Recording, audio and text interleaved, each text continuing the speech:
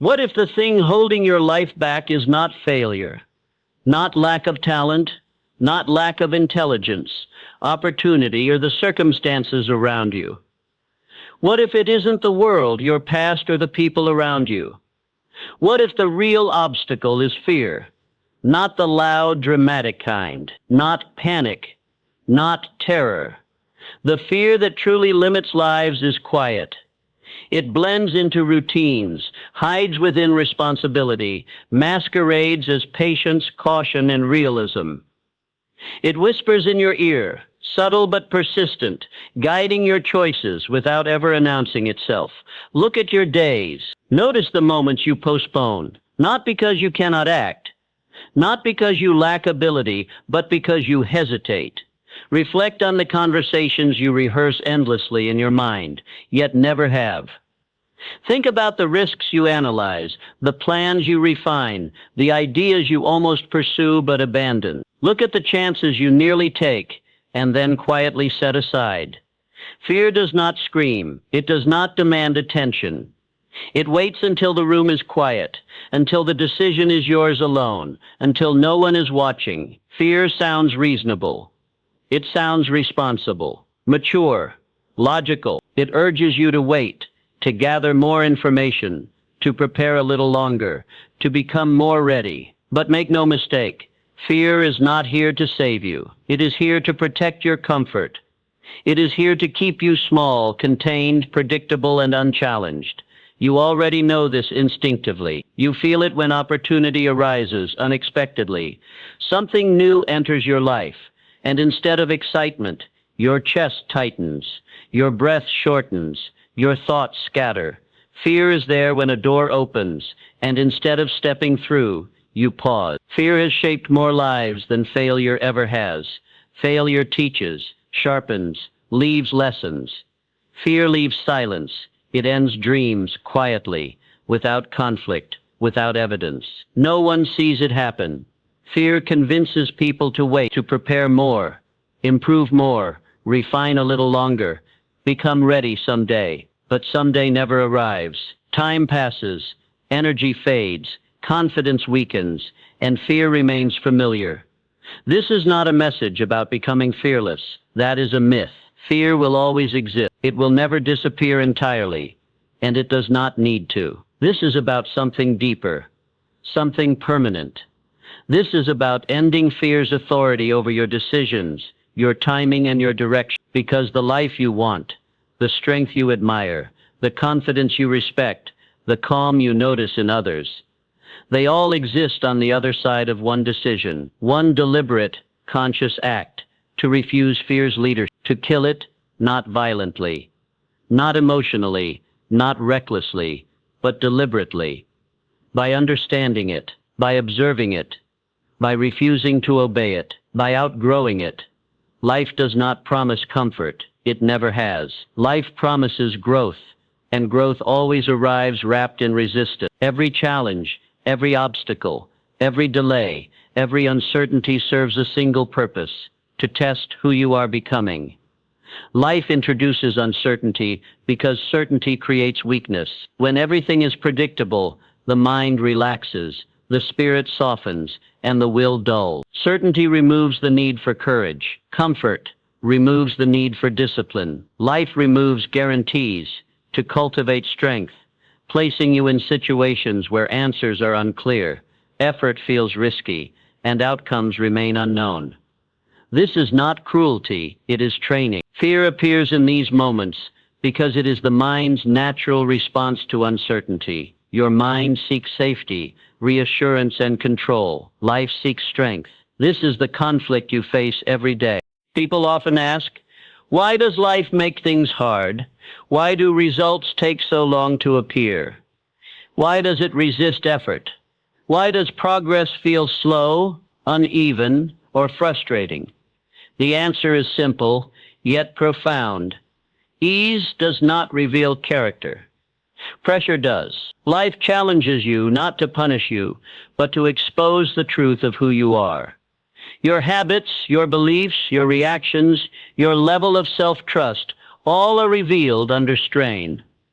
Fear is part of this design. It is not random, it is precise. It appears at the edge of expansion, at the boundary between who you are now and who you could become.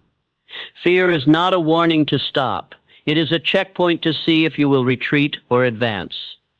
If fear appears when you speak, it shows that your voice needs strengthening. If it appears when you decide, it signals that your confidence requires development.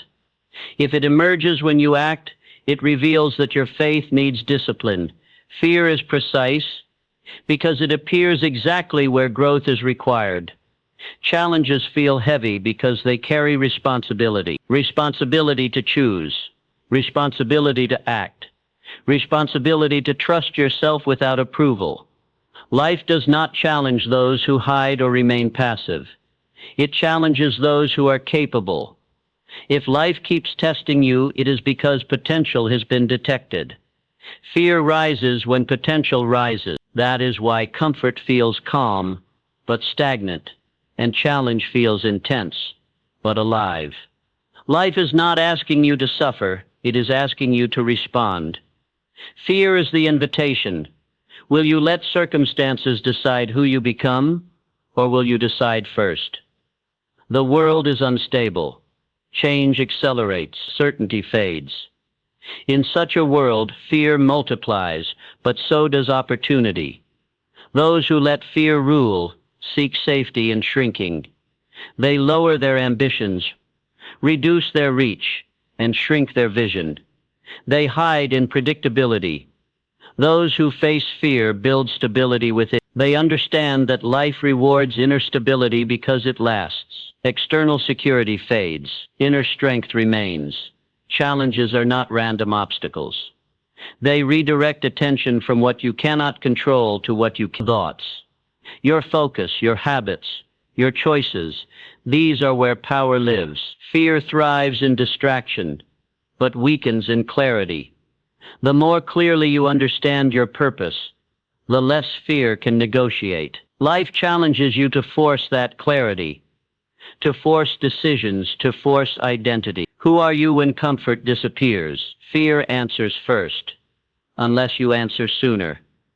These tests do not announce themselves. They arrive as delays, as rejection, as uncertainty. Fear appears to see if it can take control. Kill the fear, and life changes its tone, not because fear disappears, but because it no longer leads. Life follows principles, not opinions, excuses, or intentions. Fear exists because principles are ignored. The first principle is purpose.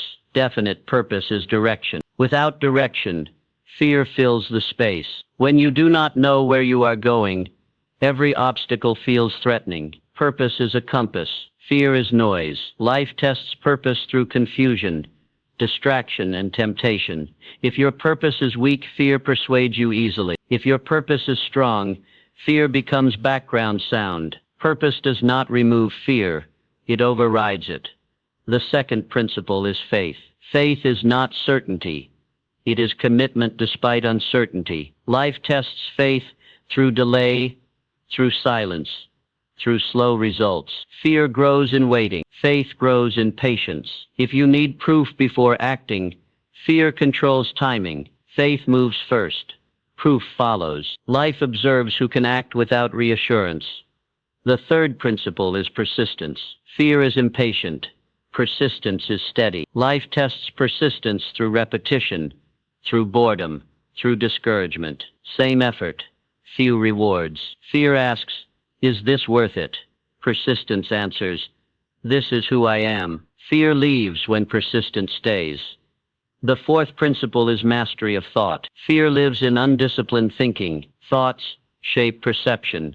Perception shapes emotion. Emotion shapes behavior. Fear begins as a thought, and if left unchallenged, it becomes belief. Mastery of thought is not suppression, it is selection. You choose which thoughts receive attention. Life tests thought mastery through pressure, comparison, and uncertainty. If your thoughts scatter, fear multiplies. If your thoughts are directed, fear weakens. These principles, purpose, faith, persistence, mastery of thought, are simple but not easy. Life uses fear to test them. Fear checks your purpose, tests your faith, challenges your persistence, and exposes your thinking. Ignore fear, and it grows. Understand it, and it dissolves. Fear is a signal, not a sentence. It signals growth is available. Life does not need perfection. It needs alignment. Alignment silences fear. Fear speaks inside, not outside. It advises, cautions, and negotiates. It uses your own voice, which makes it convincing. Inner conflict begins when desire meets fear. You want growth. Fear wants safety. Both feel real. Mental discipline is choosing which voice leads. Fear paints worst-case scenarios: loss, embarrassment, failure. Your body reacts automatically, but your response is learned. Pause, observe. Do not obey. You are not your thoughts. You are the one hearing them. Fear asks, what if you fail? Discipline answers, what if you grow? Fear focuses on outcome. Discipline focuses on action. Inner struggle is not weakness. It is training. Each action taken despite fear strengthens self-control. Self-control is not force. It is consistency. You do not defeat fear once. You outgrow it daily. Ownership starves fear. Blame feeds it. Belief steadies the mind. The disciplined mind remains calm. Fear feeds on urgency. Slow your response, and fear weakens. Inner mastery is quiet. Speak anyway. Act anyway. Continue anyway. Fear retreats from consistency. When fear appears, the instinct is often to ask, how do I remove this? How do I make it go away? But that is the wrong question. Fear cannot be erased. It is part of the human experience. Instead, the question should be, how do I move with it? How do I act despite it? The paradox of fear is that it only shrinks when faced. Avoidance strengthens it. Action diminishes it. First shift, see fear as information. Fear is not the enemy. It is a guide, a signal highlighting where growth is required. When fear surfaces, do not resist it. Observe it. Ask yourself, what is this teaching me? Where does it point me? What skill, habit, or mindset does it reveal that I need to strengthen? Fear becomes a tool rather than a prison when you reframe it as information. Second shift, focus on action, not feelings. Feelings are unreliable. Fear may feel overwhelming, paralyzing, or convincing. Yet feelings follow behavior, not the other way around. The most effective way to weaken fear is to act while it is present. Move before the emotion dictates your choice. The body may resist, the mind may argue, but action, even small steps, shifts the internal narrative from hesitation to agency. Third shift, reduce thinking, increase doing. Overthinking magnifies fear. When the mind churns endlessly through hypotheticals, scenarios, and risks, fear multiplies. Doing, on the other hand, reduces anxiety. Taking action converts abstract worry into concrete experience. Each step forward weakens the mental hold of fear. Progress begins when thinking is balanced by action.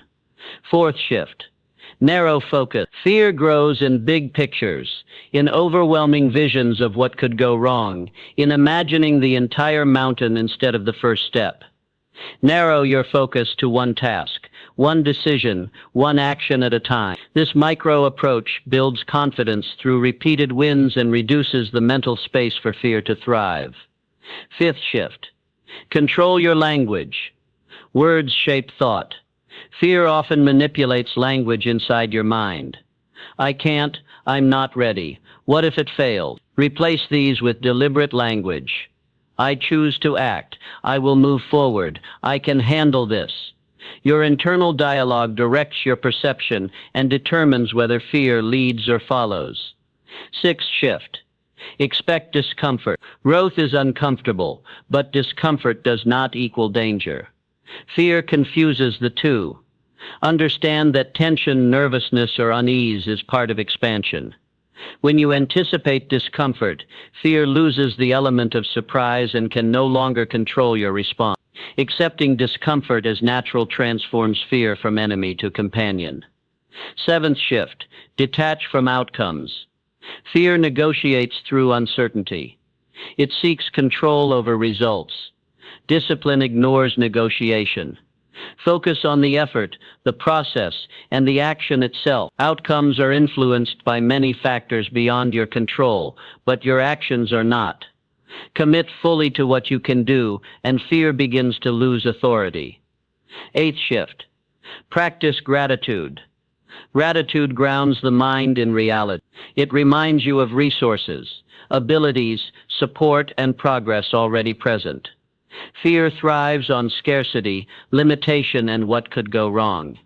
By recognizing abundance, past success, and resilience, you shift the mental environment, reducing fear's influence. Ninth shift. Repeat exposure. Fear weakens through familiarity. Avoidance reinforces it. Repetition diminishes it. Every time you engage with the things that frighten you, public speaking, new experiences, difficult conversations, or challenging decisions, fear becomes predictable, manageable, and eventually powerless. Gradual, repeated exposure builds resilience. 10th shift. Protect your environment. Reduce noise, increase clarity. Distractions, conflicting opinions, and chaotic surroundings amplify fear. A structured environment, clean space, focused schedule, clear priorities, allows the mind to operate with calm and precision. Confidence builds in clarity, and with it, fear loses its authority. These shifts are not a quick fix. They are a framework for permanent transformation. Confidence is built through repetition, reflection, and deliberate choice. Fear does not vanish. It only loses control when consistently confronted through aligned action. Remember, fear will never disappear completely, nor does it need to. Its presence is normal, inevitable, and even useful if managed correctly. The goal is not a life without fear. The goal is a life where fear no longer decides. A life where you act with intention, alignment, and courage, even in the presence of discomfort. Life is not asking you to be fearless. It is asking you to be decisive. To recognize that challenges, hesitation, and anxiety are evidence of readiness, not weakness. Fear surfaces because something greater is calling. Something beyond your current capacity, calling you to grow, to stretch, to kill fear, not violently, not recklessly, not with self-punishment, but deliberately refuse its leadership. Let purpose lead. Let faith move. Let persistence continue. Let disciplined thought decide. The future does not belong to the fearless. It belongs to those who act anyway. Fear ends not when it is destroyed, but when it is outgrown. When repeated action, alignment, and clarity replace hesitation, the moment you choose to act over pause is the moment fear loses power. Fear is transformed from ruler to observer. It whispers, but you no longer obey. It exists, but no longer leads. Step forward. Speak, act, continue, decide, grow. Do it consistently. Let the quiet voice of fear exist, but no longer dominate. With every deliberate step, it loses authority. With every repeated exposure, it shrinks. With every aligned action, your confidence expands. And through this process, you become who you were always meant to become: capable, decisive, resilient, and unstoppable. Fear will never disappear completely.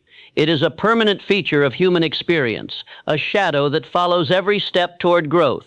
And it does not need to disappear. Its presence is natural, even necessary, because fear signals opportunity. It signals the edges of your current capacity, the boundaries of what you have mastered, the spaces where expansion is waiting. The goal is not to eliminate fear. It is to strip it of authority, to act in spite of it, to refuse its leadership over your choices, your timing, and your future. Life is not asking you to be fearless. It is asking you to be decisive, to move forward even when certainty is absent, to trust yourself even when doubt whispers in your ear. Every challenge, every delay, every uncomfortable moment is not a test of punishment, but a test of readiness. Fear arises not because you are weak, but because something greater is calling you, something beyond your current self. Fear is the signal that growth is available, that potential is emerging, that your next version of self is waiting on the other side. To kill fear does not mean to annihilate it. That is impossible. Killing fear means refusing its command. It means stepping forward while the body tightens, while the mind hesitates, while the heart races. It means aligning with principles that guide action instead of emotion. Purpose, faith, persistence, and mastery of thought. These principles are not abstract. They are your weapons, your shield, your roadmap. Purpose points you in the right direction when fear tries to mislead you. Faith moves you when evidence and reassurance are absent. Persistence keeps you going when fear asks you to quit. Mastery of thought allows you to observe fear without surrendering to it. Every moment you choose action over hesitation. You train your mind. Each step forward is a declaration. I am not led by fear. I am led by intention. Over time, the accumulation of these moments transforms your relationship with fear. It no longer dictates the pace of your life. It no longer decides which opportunities you will take or which dreams you will chase. It remains present, but it becomes a background voice, quiet, powerless, irrelevant. You do not wait for the right moment. You create it. You do not wait for courage. You generate it through action. You do not wait for permission. You act because you are ready to claim your own life. Fear is subtle. It whispers, later, someday, not now, not yet. And if you listen, those whispers shape a life of delay, hesitation, and quiet regret. The danger of fear is not in loud panic or dramatic crisis. It is in the quiet moments, the ones nobody notices, the ones where opportunity knocks and you step aside. It thrives in inaction, in preparation without execution, in the gap between intention and behavior. But every time you act anyway, that gap closes. Every time you push forward despite nervousness, doubt, or uncertainty, you reclaim your power. The life you want, the life of strength, confidence, achievement, and inner peace exists on the other side of fear. It is waiting where hesitation ends and decisive action begins. The moment you choose to move forward despite fear is the moment fear loses power over you. You cannot outrun it. You cannot silence it completely, but you can outgrow it. You can rise above its authority. And when you do, life changes tone. Opportunities stop feeling threatening. Challenges stop feeling overwhelming. Discomfort becomes a sign of growth, not danger. Fear does not disappear because it is destroyed. It disappears because you no longer obey it. You no longer look to it for permission. You no longer allow it to dictate the rhythm of your days. The moment you take responsibility for your actions, the moment you decide first and let fear react second, is the moment freedom begins. Fear is then reduced to a signal, a reminder of growth, not a barrier. And that is the ultimate power, to move with fear, not against it, to respect it, but never submit to it, to observe it, but always act anyway. To live fully is to accept fear as a companion, not a master. Life will continue to challenge you, to push boundaries, to introduce uncertainty. But each time you respond with courage, each time you act despite nervousness, you strengthen a muscle that fear cannot weaken, the muscle of decisive action. You become someone who no longer waits for the storm to pass, but learns to dance in the rain. You become someone whose identity is forged by choices, not by hesitation. Someone who moves forward even when the path is unclear, even when doubt whispers, even when the outcome is uncertain. And so fear ends not in destruction, but in outgrowth. It ends when you consistently choose alignment over avoidance, effort over delay, action over hesitation. It ends when you stop negotiating with it, stop giving it authority, stop letting it dictate who you become. Step forward, not because fear is gone, but because it no longer leads.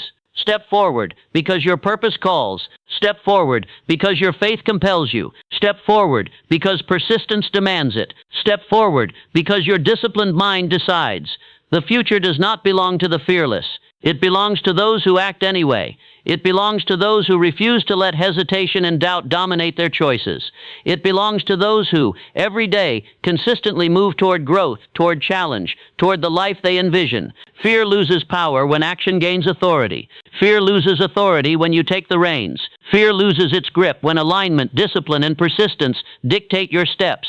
Kill the fear, not violently, not recklessly, not with denial. Kill it deliberately, through understanding, observation, and repeated action. Kill it by refusing to give it the authority to decide your next move. And when you do, you will step into the life you were meant to lead, confident, strong, decisive, and unstoppable. Fear will appear again. It will whisper. It will try. But it no longer controls you. You act anyway. You decide anyway. You move forward anyway. This is the life of mastery, courage, and growth. This is the life on the other side of fear. This is the life waiting for you to claim. Step into it. Step forward. Become who you were always meant to become.